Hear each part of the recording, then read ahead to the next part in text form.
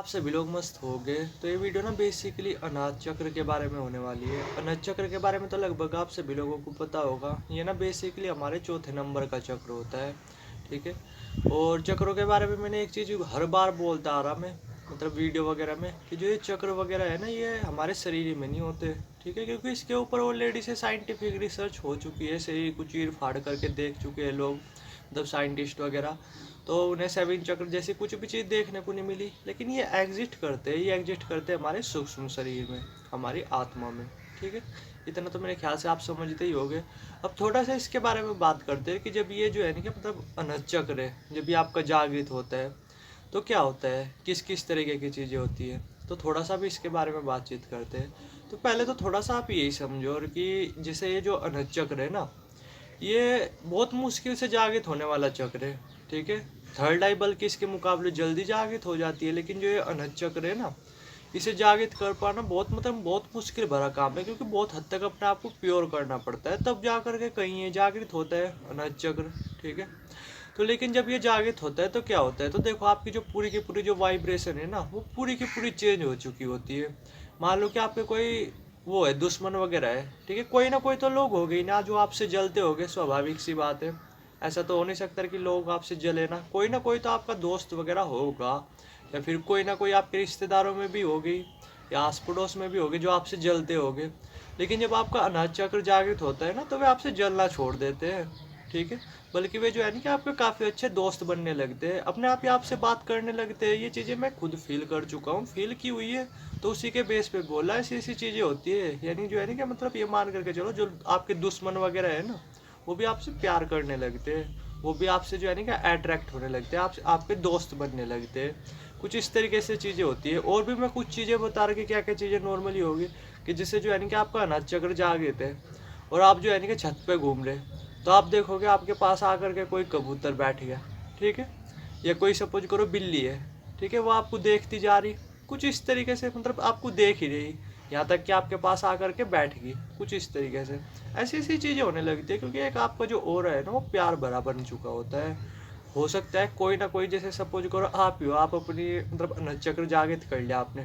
ठीक है, तो हो सकता है कोई लड़की भी आपसे अट्रैक्ट हो जाए, मतलब अपोजिट जेंडर बोलना मैं, वैसे तो सभी लोग आपसे अट्रैक्ट होते हैं, लेकिन अपोजिट जेंडर थोड़े से ज़्यादा होते हैं। सपोज करो आप हो, आप एक फीमेल हो। ठीक है, और आपने अपना नक्षत्र जागृत कर लिया, तो देखा क्या यार, कि आपने कि कोई पीछे ही पड़ गया आपके, कोई लड़का वगैरह, कुछ ऐसी ऐसी चीज़ें होती है, थोड़ा सा समझना।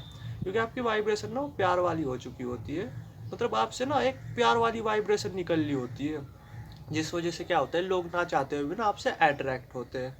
ठीक है, लोग आपको जो सुनना पसंद करते हैं, समझ रहे आप, मतलब आप अगर बोल लेना, तो सामने वाला बंदा ना बस आपको सुनता ही चले जाएगा, क्योंकि एक अलग ही वाइब्रेशन फील होती है जब अनहद चक्र जागृत होता है। समझ रहे आप।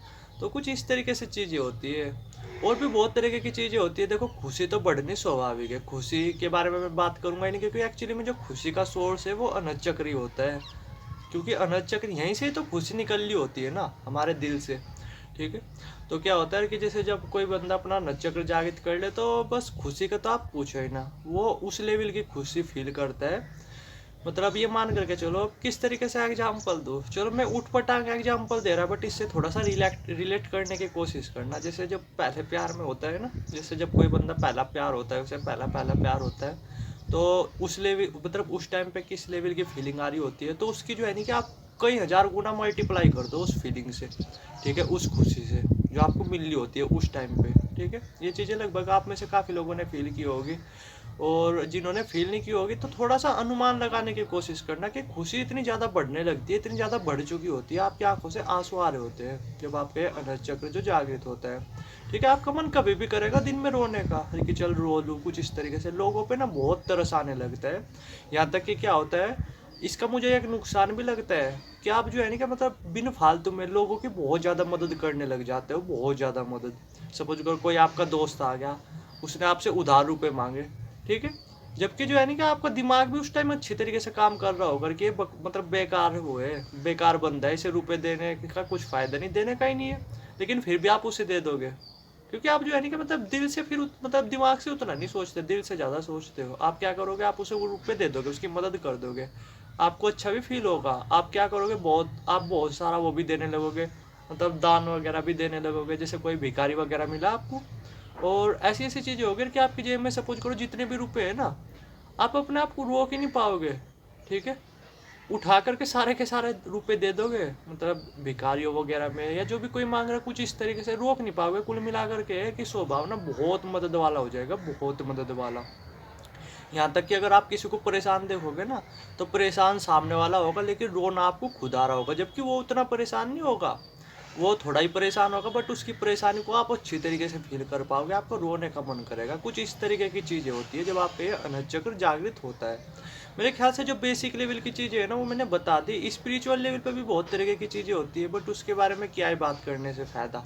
ठीक है, मेरे ख्याल से आप इतना कुछ जो है नहीं, का जो मैंने बताया उससे थोड़ा सा एक आइडिया लग गया होगा, एक अनुमान लग गया होगा कि अनहद चक्र है वो जागृत होने पे क्या होता है। देखो, इसका स्थान भी ना यहाँ पे होता है, यहाँ पे जैसे जो हमारी चेस्ट है ना, यहाँ पे होता है। और जब ये जागृत होता है ना, तो आप कुछ ये मान करके चलो कि जो दिल से संबंधित जो कुछ रोग वगैरह है ना, जो आपकी चेस्ट वगैरह में कुछ प्रॉब्लम वगैरह रहती है, वो भी अपने आप ठीक हो जाती है। ठीक है, क्योंकि एक लिक्विड सा बहने लगता है यहाँ से, बार बार आपके मुंह में यहाँ से मीठा पानी आने लगता है मुंह में। ठीक है, अपने आप यार होता है वो, मतलब जैसे ब्रह्मरंध्र होता है ना, ब्रह्मरंध्र में तो ये मान करके चलो उसमें तो कुछ ज़्यादा ही मीठा पानी आता है। ठीक है, लेकिन जो अनहद चक्र है ना, उससे भी मीठा पानी निकल रहा होता है, वो बार बार यहाँ से मतलब ऊपर की तरफ चढ़ रहा होता है, मुंह में आ रहा होता है आपके बार बार। तो कुछ ऐसी होती है बेसिक लेवल की चीज़ें। पावर्स वगैरह के बारे में मैंने कुछ बात वगैरह की नहीं, वरना पावर्स वगैरह भी काफ़ी मिलती है अभी के टाइम पे, आप यही चीज़ें समझ लो।